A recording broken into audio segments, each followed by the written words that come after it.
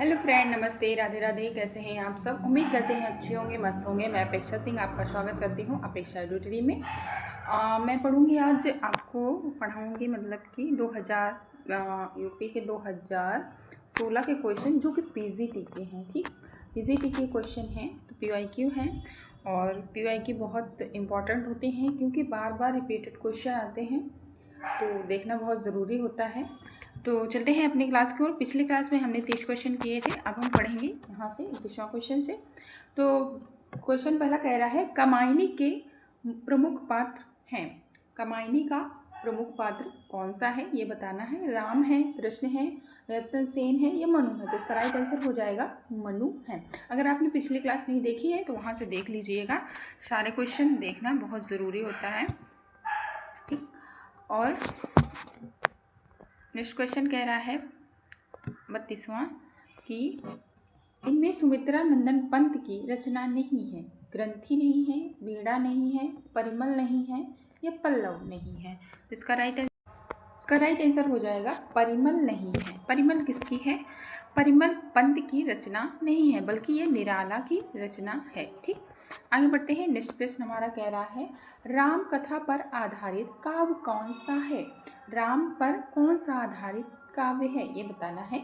रश्मिरथी है, भूमिजा है, आत्मजयी है या कामायनी है। तो इसका राइट आंसर हो जाएगा भूमिजा। राम कथा पर आधारित कौन सा काव्य है? भूमिजा। ठीक, आगे बढ़ते हैं। नेक्स्ट प्रश्न हमारा क्या कह रहा है, निहार रश्मि नीरजा ये काव्य संग्रह किन के हैं। सुमित्रा नंदन पंत के हैं या निराला के हैं या मुक्तिबोध का है या महादेवी वर्मा का है। तो निहार रश्मि नीरजा काव्य संग्रह ये सारे महादेवी वर्मा जी के हैं। ठीक, आगे बढ़ते हैं। नेक्स्ट प्रश्न हमारा क्या कह रहा है, तार सप्तक, दूसरा सप्तक, तीसरा सप्तक का संपादन किसने किया। अग्गी ने, धूमिल ने, रघुवंश ने या त्रिलोचन ने। तो किसने किया था? अग्गी जी ने किया था। पहला, दूसरा, तीसरा सारे के संपादक आपके अग्गी जी थे। ठीक, और पहला तार सप्तक हुआ था 1943 में। कई बार क्वेश्चन पूछा गया है कि पहला तार सप्तक कब हुआ था, तो आपको पता होना चाहिए 1943 में हुआ था। और दूसरा हुआ था 1951 में। ठीक, कब हुआ था? 1951 में हुआ था। कई बार पूछा भी गया है कि पहला या दूसरा, कभी कभी दूसरा पूछ लेता है, कभी कभी तीसरा पूछ लेता है, तो आपको चारों पता होने चाहिए। आगे बढ़ते हैं। नेक्स्ट प्रश्न हमारा क्या कह रहा है कि अनुप्रिया काव्य किन के संबंध में है। अनुप्रिया जो काव्य है वो किसके संबंध में है। राम सीता के या राजा रानी के या भाई बहन के या राधा और कृष्ण जी के। तो अनुप्रिया काव्य किससे संबंध था? राधा और कृष्ण से। ठीक, आगे बढ़ते हैं। नेक्स्ट प्रश्न हमारा क्या कह रहा है, सर्वेश्वर दयाल सक्सेना की रचना है। जादू नहीं कविता, वह 7 भाइयों के बीच चंपा। बी ऑप्शन कह रहा है आमने सामने व आत्मजय। सी कह रहा है शतरंजे पंखे वाली या तालाब की मछलियाँ।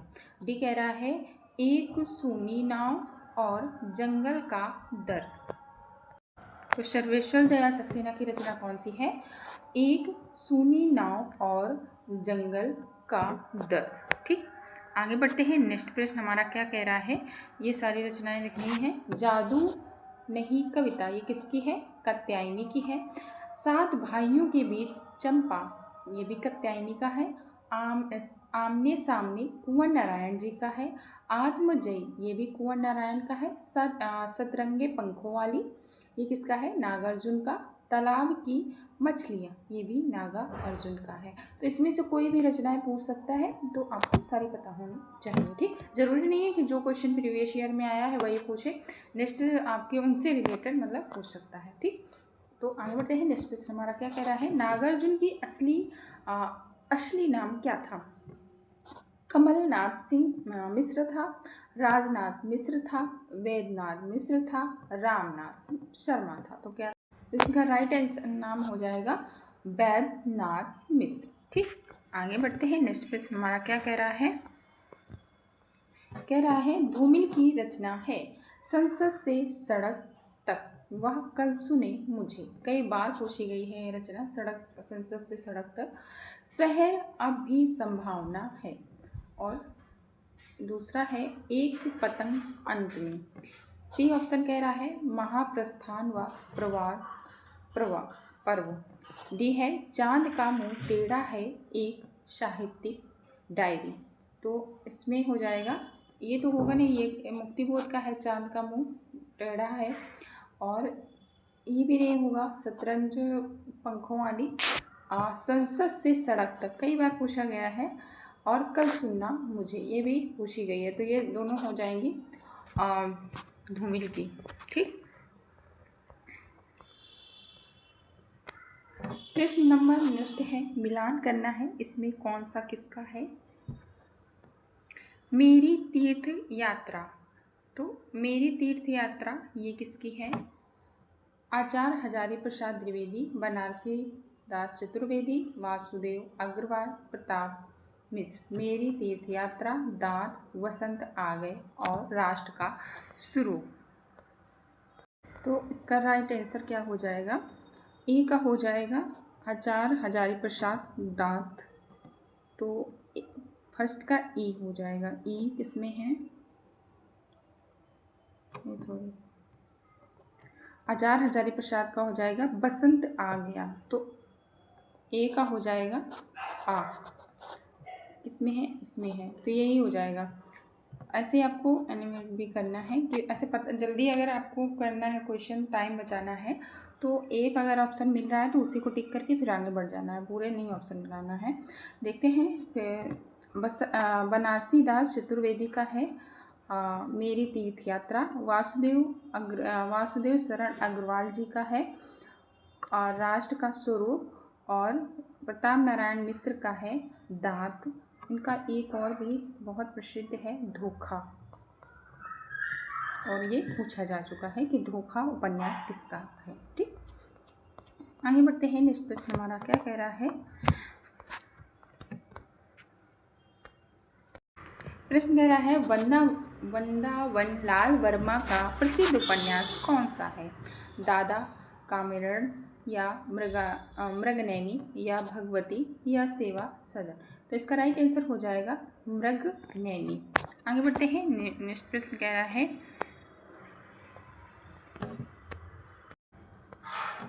आदमी का बच्चा कहानी का मुख्य पात्र कौन सा है। आदमी का बच्चा एक कहानी है, इसका मुख्य पात्र पूछा गया है, ये कौन सा है। बंगा साहब, या अमरकांत, या मिस्टर सामनाथ, या बेनी माधव। इसका राइट आंसर हो जाएगा बंगा साहब। ठीक, आगे बढ़ते हैं। नेक्स्ट प्रश्न कह रहा है कि युगे युगे क्रांति के रचनाकार कौन हैं। विष्णु प्रभाकर, जैनेन्द्र, या बालकृष्ण भट्ट, या शरद जोशी। तो इसका राइट आंसर हो जाएगा विष्णु प्रभाकर हैं युगे युगे क्रांति के रचनाकार। यहाँ पर देख लेते हैं, कई बार परख पूछा गया है, परख कई बार पूछा गया है, त्यागपत्र जैसे पूछा जाता है। तो सुनीता हो गया, विवरत हो गया, ये सारे जैनेन्द्र की रचनाएं हैं। बालकृष्ण भट्ट का देख लेते हैं। बालकृष्ण भट्ट का है न्यूतन ब्रह्मचारी, 100 आजान एक सुजान, ये भी पूछी जा चुकी है। शरद जोशी का है हम भ्रष्टन के भ्रष्ट हमारे, जीप पर सवार इलियां। तो ये एक पंक्ति है, रचना है, मतलब इनकी है, जोशी की, ये पूछी गई है, तो आपको पता होना चाहिए क्योंकि आने वाले एग्ज़ाम में पूछ सकता है।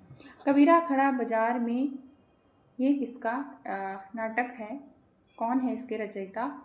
सुदर्शन चोपड़ा, या भीष्म शाहनी, या गिरिराज किशोर, या गोविंद दास। तो इसका राइट आंसर हो जाएगा भीष्म शाहनी। कबीरा खड़ा बाजार में सबकी मांगे पीर, ना काहू से दोस्ती ना काहू से वीर।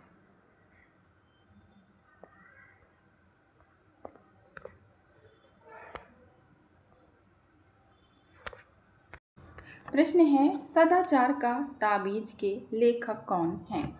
हरिशंकर परसाई, या शरद जोशी, या श्रीलाल शुक्ल, या धर्मवीर भारती। तो इसका राइट आंसर हो जाएगा हरिशंकर परसाई। सदाचार का ताबीज के लेखक कौन है?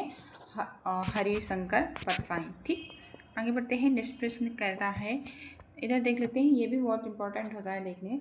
सदाचार ताबीज व्यंग्यात्मक निबंध के लेखक हरिशंकर परसाई हैं। इनके अन्य निबंध हैं विकलांग श्रद्धा के दौर, आंगन का बैगन और तुलसीदास चंदन घिसे और प्रेमचंद्र के फटे जूते। ये सारे किसके हैं? तो ये सारे निबंध हैं आपके हरिशंकर परसाई जी के।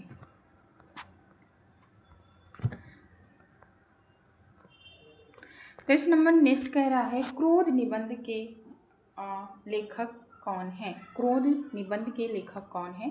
प्रेमचंद शुक्ल हैं, बालकृष्ण भट्ट हैं, रामविलास शर्मा हैं या महावीर प्रसाद द्विवेदी जी हैं? तो क्रोध निबंध किसका है?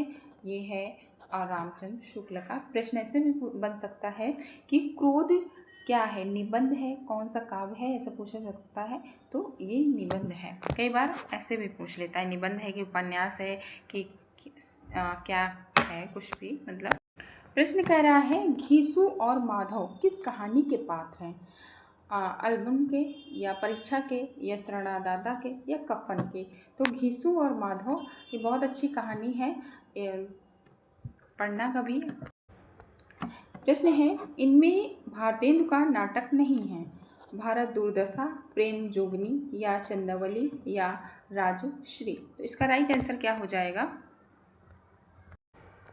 प्रश्न है, बाबू देवकी नंदन का प्रसिद्ध उपन्यास है चंद्रकांता, सम्राट अशोक, हल्दी घाटी या चंद्रिका? तो इसका राइट आंसर हो जाएगा चंद्रकांता।